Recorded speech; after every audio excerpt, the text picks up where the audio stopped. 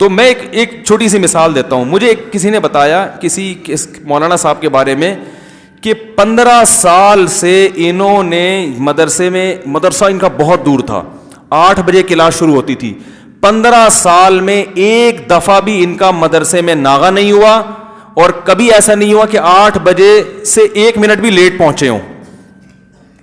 اتنے ماشاءاللہ یہ وقت کے پابند. میں نے کہا وقت کی پابندی کا ان کو ایوارڈ ملنا چاہیے, لیکن یہ نارمل نہیں ہے, یہ ایب نارملٹی ہے میری رائے میں. اس لیے کہ 15 سال میں ایسا ہو نہیں سکتا کہ ایمرجنسی کے ایسے واقعات ہوئے ہوں جن کی وجہ سے ان کو مدرسے کی چھٹی بھی کرنا پڑتی ہو یا کبھی لیٹ بھی ہونا پڑتا ہو. اور کراچی کے تھے وہ. میں نے کہا کراچی میں 15 سال میں اسٹرائک بھی ہوئی ہے, ہڑتالیں بھی ہوئی ہیں, گولیاں بھی چلی ہیں جس راستے سے جا رہے ہیں. یہ اپنی جان پہ کھیل کے پہنچے 8 بجے, تو مر جاتے تو کیا ہوتے, تو اتفاق سے بچ گئے. نہیں آ رہی بات؟ او بھائی جب گولیاں چل رہی ہیں, پھڈے ہو رہے ہیں, پتھراؤ ہو رہا تھا, اس دن بیٹھ جاتے گھر میں, بیوہ ہو جاتی بیوی آپ کی, بچے یتیم ہو جاتے.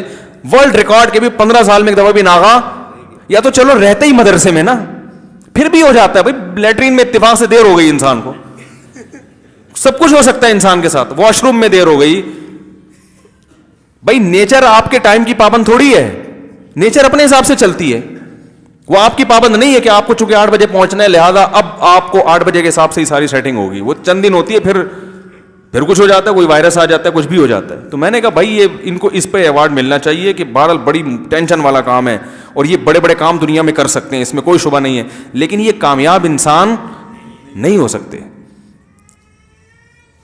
یہ کامیاب نہیں ہو سکتے, کیونکہ بہت کچھ ہوتا ہے انسان کے ساتھ دنیا میں. چھٹی بھی کرنا, یہ نہیں کہ چھٹیاں کرنا شروع کر دیں, لیٹ پہنچنا کوئی فخر کی بات ہے, اس کو میں یہ نہیں کہہ رہا. ہماری قوم ویسے ہی لیٹ ہے, اور چھٹیاں نہ کرنا شروع کر دیں. بہت کامیاب بننا چاہتا ہوں میں, لہذا میں 8 بجے کے بجائے 9:45 بجے پہنچا کروں گا.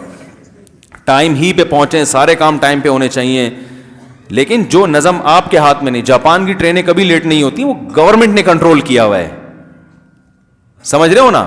حکومتی سطح پہ تو یہ ہو سکتا ہے, لیکن انفرادی سطح پہ انسان جو ایک نارمل لائف گزار رہا ہو, نیچرل لائف گزار رہا ہو, وہ ہمیشہ ترجیحی بنیادوں پہ چلتا ہے کہ ابھی وقت پہ پہنچنا میرے لیے زیادہ اہم ہے یا چھٹی کرنا زیادہ اہم ہے. اگر چھٹی کرنا زیادہ اہم ہوگا وہ نہیں جائے گا.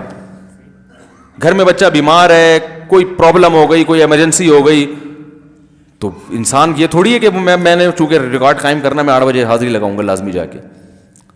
تو وہ دوسرے کو آپ حوالے کرو, پتہ نہیں وہ صحیح کیئر کرے نہ کرے, تو 10 مسائل ہوتے ہیں. تو اس طرح ہمارے ہاں اخلاق کا مطلب یہ سمجھا جاتا ہے ہر ایک سے مسکرا کے بات کرنا, ہر بات پہ تھینک یو کہنا, اور یہ ہے, اور جس کو بھی دیکھا غصہ آ رہا ہے, بھائی یہ تو سارا بد اخلاق آدمی ہے, اسے بات ہی نہیں کرو. بھائی تم بات کیا کر رہے ہو اس سے, تم جس قسم کی بات کر رہے ہو اس پہ اس کو غصہ آنا چاہیے. ہاں یہ موضوع اس لیے بھی زیادہ نہیں چھیڑا جاتا کہ ہماری قوم میں ویسے ہی بد اخلاق ہے, تو کہیں ایسا نہ ہو کہ اس قسم کے بیان سن کے اور بد اخلاق ہو جائے. وہ تو ہمارا قومی مسئلہ ہے کہ ہمیں تمیز سے بات کرنا, من حیث القوم, سوائے آپ لوگوں کو اور جو بیان سن رہے ہیں ان کے علاوہ بات کرنا تو ہمیں. یہ تو کراچی پاکستان میں داخل ہی ہونا تو فوراً پتہ چل جاتا ہے. دوسرے کنٹری سے آدمی آئے نا, ایئرپورٹ پہ اترتے ہی پتہ چل جاتا ہے.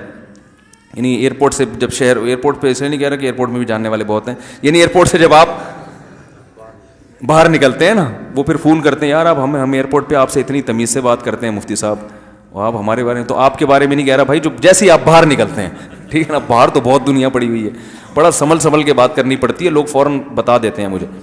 ہمارے ساتھ تو بڑا اکرام ہوتے ہیں ایئرپورٹ پہ, علماء کے ساتھ تو جو بھی جاننے والے بڑا, وہ تو اس میں دو رائے نہیں ہے. لیکن ایک عمومی ماحول اگر دوسرے ملکوں سے آپ کمپیئر کریں تو بات چیت میں ان لوگوں کا لہجہ نرم ہوتا ہے, ہم لوگوں کا لہجہ سخت ہوتا ہے. تو اس لیے علماء اکثر اخلاق کی ایک ہی فارم دکھاتے ہیں. وجہ اس کی یہ ہے کہ بھائی وہ ساری فارم غیرت وہ والی وہ پہلے ہی اتنی بھری ہوئی ہیں, ٹھیک ہے نا, وہ پہلے اتنا کچھ بھرا ہوا ہے اندر, غصہ اور وہ کہ وہ والا پہلو اور زیادہ اجاگر ہو جاتا ہے. اس لیے ایک پہلو کو اجاگر کیا جاتا ہے, مسکرا کے بات کرنا, کہ یہ سیکھ لیں کم از کم. اخلاق کا اصل مطلب وہ نہیں ہے جو اردو میں لیا جاتا ہے. اخلاق کا اصل مطلب کیا ہے؟ وہ طبیعت جس پہ انسان کو ڈھالا گیا ہو, جس کو نیچر بھی کہا جاتا ہے. یہ انشاءاللہ اگلے ہفتے سے بیان کریں گے. اللہ تعالیٰ سمجھنے کی عمل کی توفیق دے. چلیے سوالات ہیں بھائی.